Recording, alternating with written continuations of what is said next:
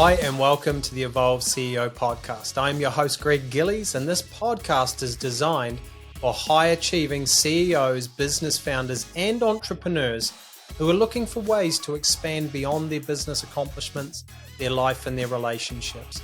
We will be taking a deep dive into all topics relating to success, love, and happiness, and we will be talking a lot around healing, alignment, and manifestation, which is the key to actualizing ourselves and reaching our highest potential.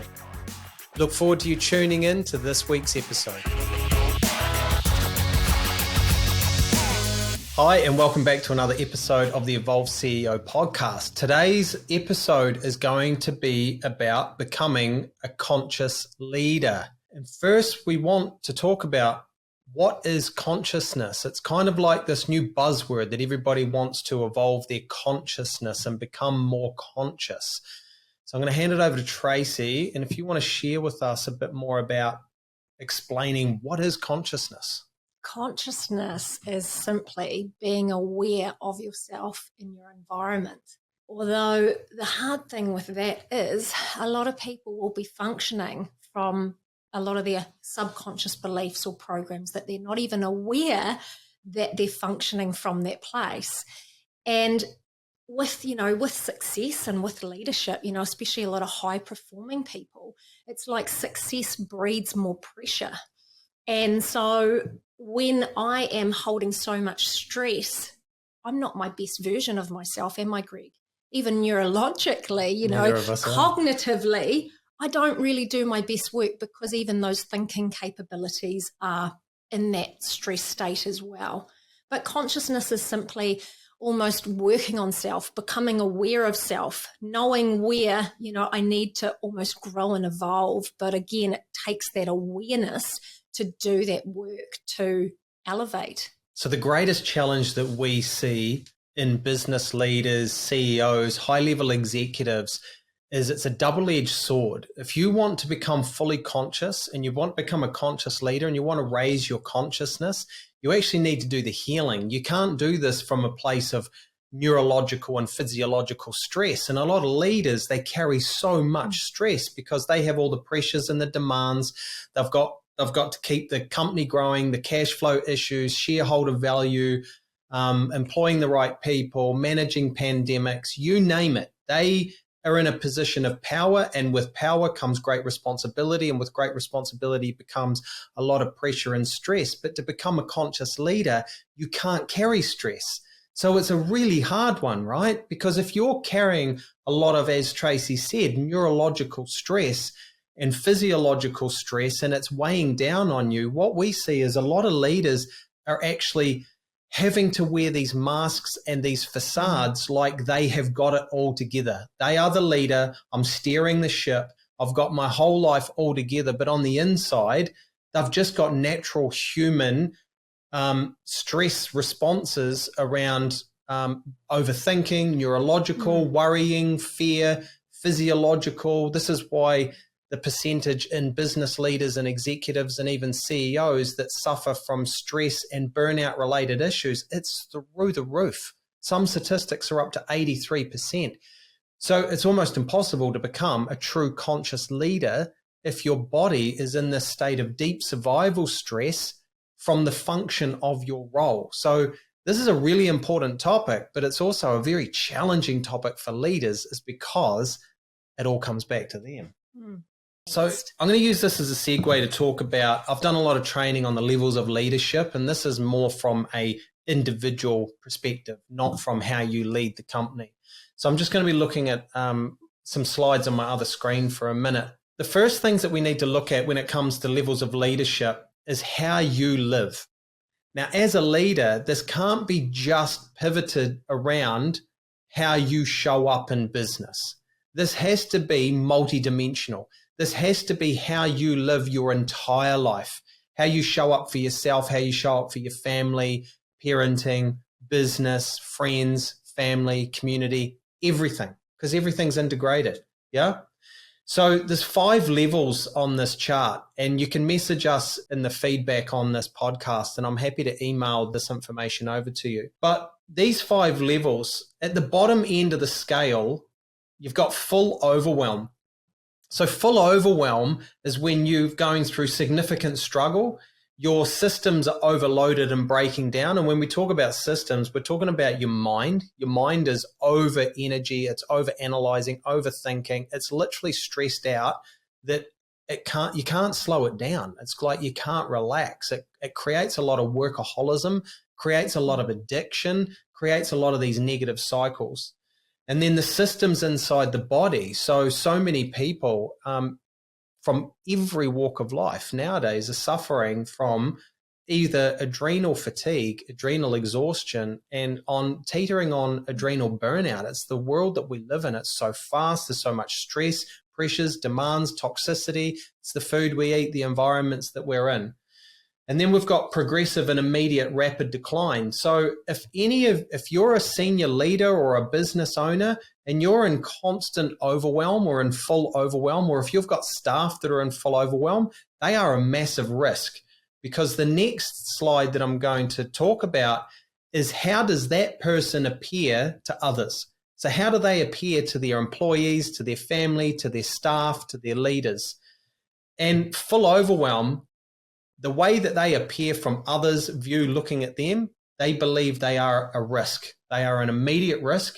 They are a threat to themselves and those around them, and that they immediately need to stop or to slow down before damage happens. Is there anything you want to add to in regards to the amount of overwhelm that people are facing in these leadership positions? Sure. They will, as we said before, we can't just be so one-dimensional. We have to also show up in other areas of our life. And when we're holding so much stress, it's like my whole central nervous system is inflamed. We talk a lot more about how it actually affects the body and healing abilities and all of these things. And, the video about the mind, the video about, the episode about, your physical health and your mind. But it's like I'll be this bucket and there's this tipping point. And so maybe I hold it together at work, because I'm putting on the show, but maybe it's my kids. Maybe it's something else that just honestly tips it over the edge and I become so reactive.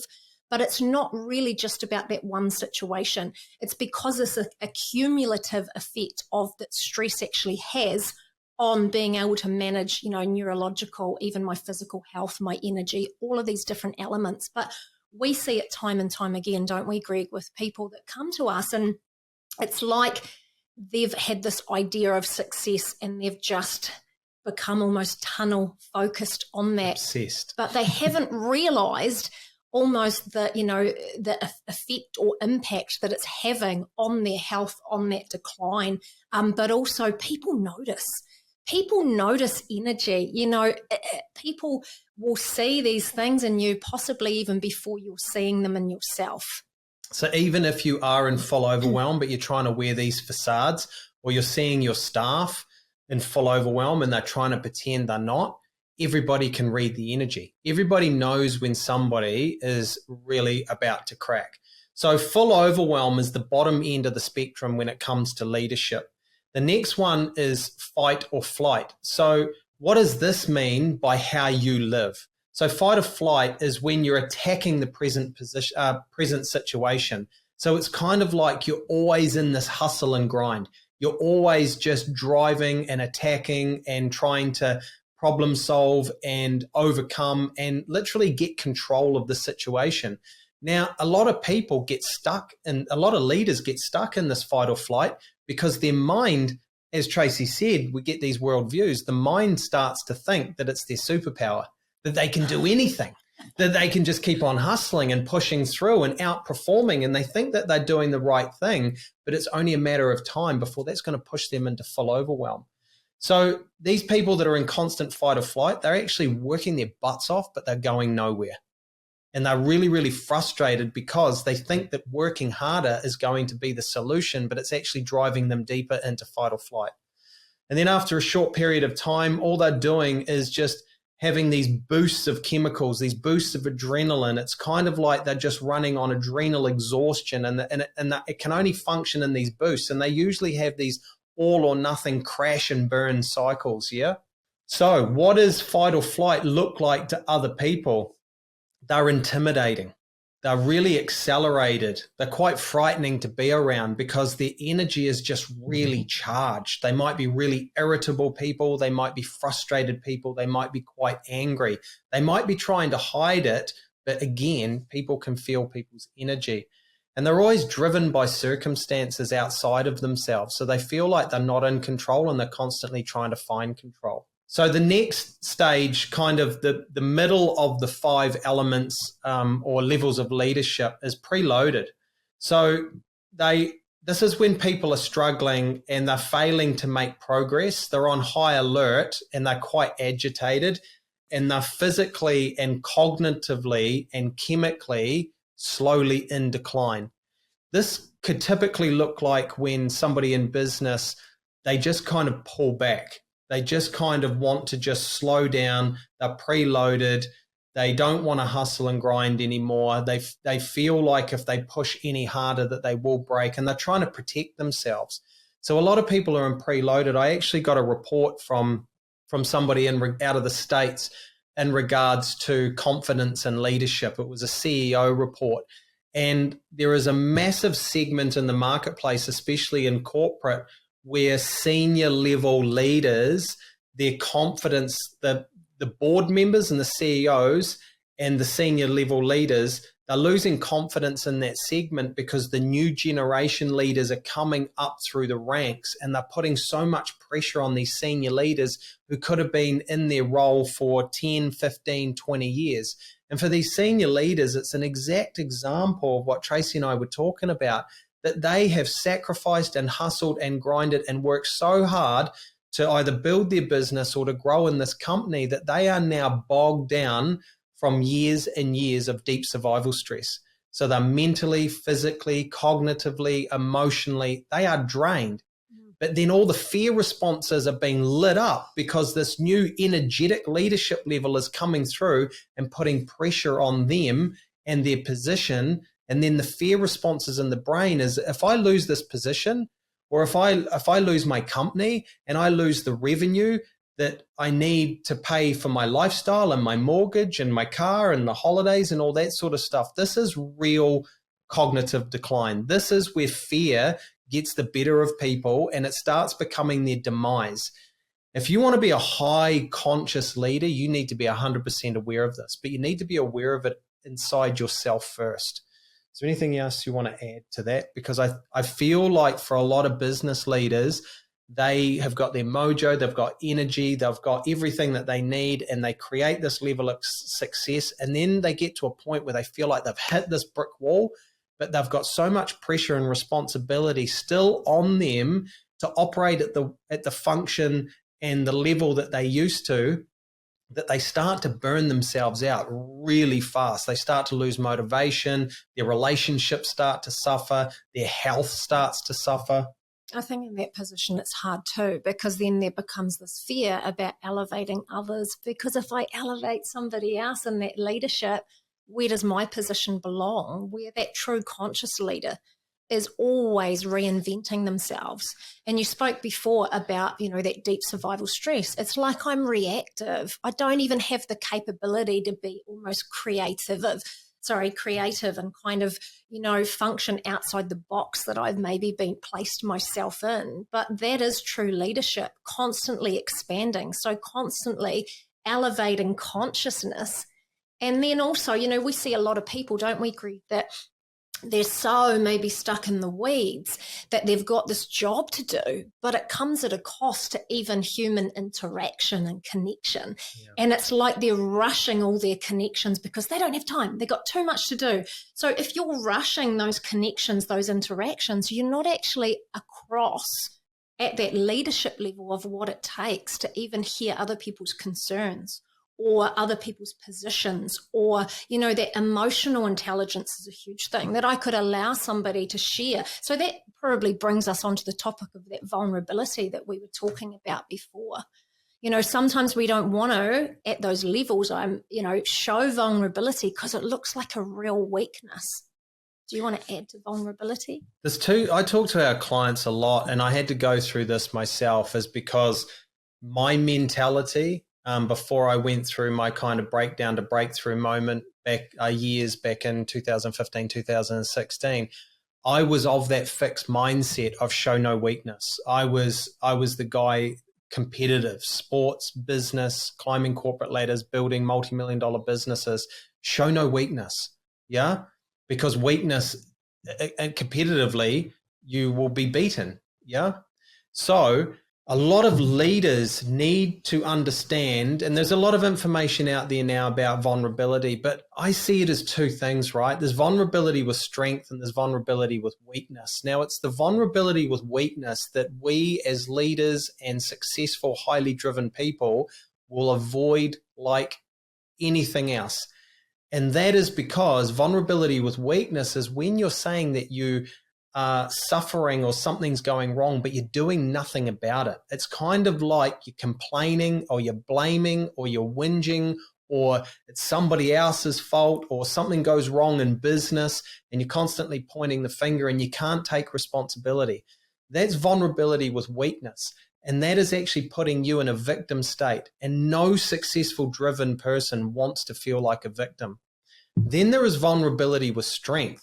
This is when you admit that you have gaps, that you have weaknesses, that you have area to grow, but you're doing something about it. You're taking 100% responsibility. You're doing the inner healing. You're working on your mind. You're doing all of the work that you need to so that you can continue to elevate your consciousness so that you can be that conscious leader and you can remove all of the fear and the doubt and the worry that is keeping you stuck. So whether you're the CEO of a company, whether you're a senior executive, whether you're running your own business, don't allow your vulnerability hold you back from elevating other people.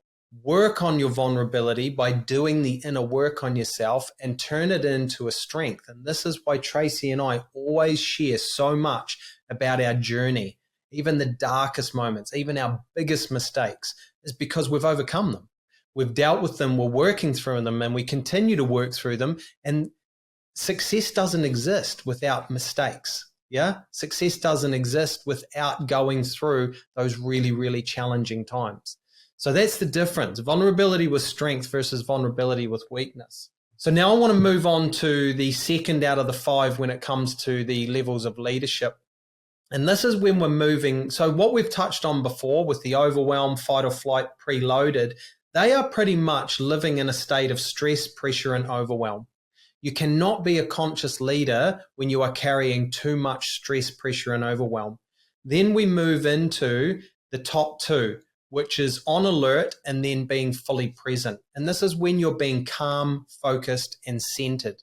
So on alert is when you're effective, you're productive, you're persuasive, you're forceful, you're in control, but you occasionally get distracted and you're still quite hurried. So you are moving forward, you are elevating, you are becoming a better version of yourself, a better leader, a more conscious leader, but you're still impatient, you're still hurrying things, you're still on alert, you're still worried or looking out for what's going to go wrong, instead of just trusting and knowing that mistakes and challenges have to occur for success to occur. It's kind of like we've been conditioned and programmed to try and find and avoid every single challenge and mistake so that we can become successful without the conflict. That's impossible. It's yin and yang. You need to go through those, but instead of being on alert, you just expect it. You just know that these challenges are going to come and you deal with them in a calm, focused, and centered manner because you've done the work on yourself. Now, what does somebody who's on alert look like? That's exactly what you look like and appear to other people. Now, conscious leadership. This is the top one in the levels of leadership, and that is being fully present. That is doing so much work on yourself that you can actually, truly, naturally be in the now, and you understand that the now and the present is all that exists. You don't worry about the past and what's happened in the past. You've dealt with the past. You've probably done a lot of work to release childhood programming, past trauma, belief systems, generational programming, societal programming, all of that sort of stuff that every single human being on this planet pick up through childhood. And if you want to understand more about that, go to the Mental Health podcast as we talk about how everybody's brain is developed through the child phases and how we all pick up influences and belief systems from other people and our environment. So this is about living a transformational life. And when you are living a transformational life and you are working on every pillar of your life, and you are actually being a true conscious leader, and you are elevating other people, and you're raising your energetic vibration, and you are literally a magnet, and other people want to be around you, they want to be like you.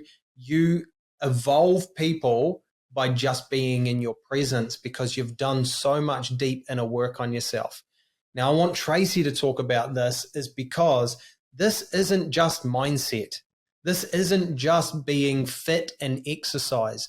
This is becoming a multi-dimensional leader who is evolved and work on every level of themselves, mind, body, emotions, energetic, but more importantly, spiritual, and having that very high spiritual connection. Now, we work with a lot of powerful businessmen that don't realize how powerful they are in the spiritual because they're not functioning from that place. They're functioning from the mind. So over to you, Trace. We just did a podcast. The last one was about burnout and almost why are we accepting it as the norm. And often when we talk about sort of the mind, people think we're just talking about thoughts and thinking positively. It's really so much more than that. So, you can have neurological structures that are in decline, that are holding so much stress from, we've got clients that I see that were like, I used to function on next to no sleep for years. I used to handle all this pressure. And now somehow I just can't do that. And I'm like, you're on that decline. You're in that place of coming to burnout, which things don't function correctly. So if you like, I do all the healing work, the deep healing work for people, and I'm talking about even physiological structures, organs and glands, not functioning correctly and bringing things back into balance. But our neurological structures are the control point for everything else in our body functioning correctly. So again, that mental load, even that overthinking, that overwhelm, all of these things takes its toll. And if somebody's not in that, place of that peak health or vitality, they can only do that level and function at that level for so long. So, we see it time and time again. I think people come to us and they don't even realize how much overwhelmed stress they're holding neurologically. And then through the healing process, they just completely different person. Then they manage their demands and, that high leadership position in a completely different way. But we see a lot of people as well that have this amazing life on paper and yet they feel like something's missing, or they're running those fear-based worries continually that it's going to at any moment be taken away because they're just not, coping with everything as well, or they're just not living in alignment. Maybe some of those, big plans and business or that, with working so hard actually isn't serving them anymore. I feel like a lot of people are treating themselves almost robotically. And to be this conscious leadership, like the world needs more great people to really step up to that next level and not just be functioning from that, I don't know, what do I want to say, profit-driven baseline, or, that kind of reactive state. It's like when we do this healing work for people, they really come back into alignment with this higher self or this higher place that is the most powerful place to be, or their most highest potential. And then it looks like serving at a different level. We get a lot of people that want to pivot their business. They want to they start showing up in the world differently. And then they're almost like looking at how they can create from that place of sustainability. Even it's not just in your own energy, sustainability for my energy and what I can actually do in my life. So sustainability for even like my family and what I've created and worked so hard for, and yet I'm negating it all the time or ignoring these other amazing sides of life. So, and then there's that spiritual connection. We are spiritual beings having this human experience, and we see a lot of people, so they have this really high power connection and they don't understand it to the full capabilities of what it actually is. And there's a lot of high energetics or multidimensional beings that love to co-create with humanity, and it will look like special gifts for people. It will look like extra manifestation abilities. Maybe they just see this outcome and can just deliver on it. It might look like, that really high leadership. They're just, outperform everyone else without even that kind of effort in that business arena. And they've got this amazing mind and capability. But at the same time, some of these aspects can become quite dysfunctional. They almost don't have this care as much for all the humanness or all those human qualities. And to be that conscious leadership, you have to encompass both of these things, don't you, Greg? We need to care more about people, about the result we're delivering, about the world and where it's actually heading.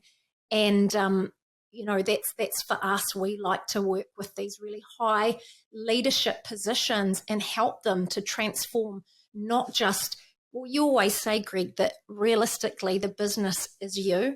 Yeah. So doing that deep healing work, you show up differently. We have people that you don't even talk about business, and yet their business changes and expands and grows because they change, they expand, they elevate themselves, and it just shows up in every single area.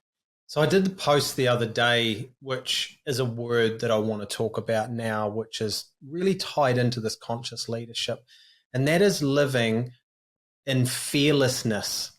Now, to live in fearlessness, you have to have healed and worked on the neurological stress, because when your mind, your ego, your neurological structures in your mind are constantly under stress, you can't stop but having fear-based thoughts.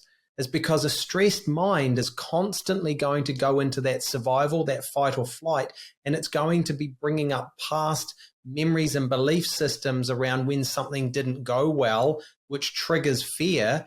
And even though you don't want it and you're trying to tell your mind to be silent and you're trying to meditate, that is just a management mechanism. You actually, as Tracey said, to be a conscious leader and to live fearlessly, it needs to be a true deep healing of the neurological structures of your brain so that you can connect with that higher consciousness and you can start channeling and being in alignment with your higher spiritual intuition. And as Tracey said, a lot of business leaders have got very high soul and spiritual gifts, and that's why they have created amazing companies. They are leaders of people. They are magnetic leaders. They're just able to achieve what most people can't. But if you're not aware and in alignment with that, as Tracey said, it will become dysfunctional. And then the stress takes over, and a lot of business leaders will then just channel all of their energy into business because they feel like that is the only place where they are validated, where they are recognized, where they are getting successful. And this is when marriages break down. This is when business leaders are not present for their kids and miss their whole kids growing up. This is where they feel like they're an ATM at home, that they've created this unbelievable lifestyle, but they feel unappreciated. They feel lonely. They feel lost. They feel empty. And they're just sitting at the top of this company feeling like nobody understands them, but they can't actually express how they feel because of the years of pressure and stress. And this is when a lot of leaders get to a point where they feel stuck. They feel stuck, they feel trapped, and they feel lost. And they're trying to be a conscious leader. They're trying to evolve their consciousness, but they've become very one-dimensional. So in wrapping up this podcast around becoming a conscious leader, it is about becoming highly conscious of yourself at every level. It's conscious of how your upbringing in your past has molded your identity. It's conscious about how stress and pressure and demands and responsibilities actually start to weigh down on your mind and body. And you can't continue to function at this speed all the time. And statistically, more executives, more business leaders are going through burnout. They are literally getting to a point where they can't even function in their role. Yeah. And often they're just trying to look for that next level of information to put more into their mind to find that answer. But it's really about taking away. Because, Greg, you talked before about that fight or flight response. I don't know if you understand how the mind works, that it's an unconscious process. So, we could have a situation and yet from past, scenarios or trauma, or maybe losing a big role or any of these things, if that almost situation has a little bit of resonance to it, it will trigger this past. So it's like we're not even functioning from that present. So to truly be present, it's the same as epigenetics. So I also work at the level of DNA, but all of these past experiences get stored at the level of our DNA. And even to do with like physical healing in the body, we have to heal all of those past things to actually come into a different place, a new place, and create that elevated self first before we could elevate others through that conscious, elevated leadership. So if you want to be a truly evolved conscious leader, there is no other way but to do the deep healing of the mind, body, energy, emotions, and your spiritual connection at the deepest underlying level. And that is what we encourage everybody to seek and do, because the world needs to heal. We need more conscious leaders, and there needs to be a new ripple effect of change in this world, because the world is in a decline. The world is in, people are in mental and physical health issues are skyrocketing. So thank you for tuning into this podcast. We look forward to sharing more on this. There is many a topic and many a discussion to be had around leadership, around raising your consciousness, awakening your spiritual connection, healing the mind, body, soul. It's all extremely important. So we look forward to you tuning into future podcasts, and thanks for listening. Today. Thank you for tuning into this week's episode of the Evolve CEO podcast. If you value the information that is in our podcast, please like, subscribe, and add a review to our podcast page, because it'll help us understand the value that you are receiving, and more importantly, spread the word of this podcast. Also, share it with your friends and your family. Now, every listener of our podcast gets a free gift from us, and this is our 9 Pillars of Success, Love and Happiness life assessment. This is the exact same life assessment that our high-level clients, which are CEOs and business leaders, go through on an annual basis so that they can assess and reflect the past 12 months of their life and then plan their desired outcome for the next 12 months of their life. And this is our gift to you for listening in. So please follow the links below, and you'll find the link to the assessment page. You'll also find Tracey and my social media links. We would love for you to connect with us on our social media channels, follow our additional content on there, as we want to provide as much value as we can in the event of helping you create more success, love, and happiness in your life. Thank you, and we'll see you in the next episode.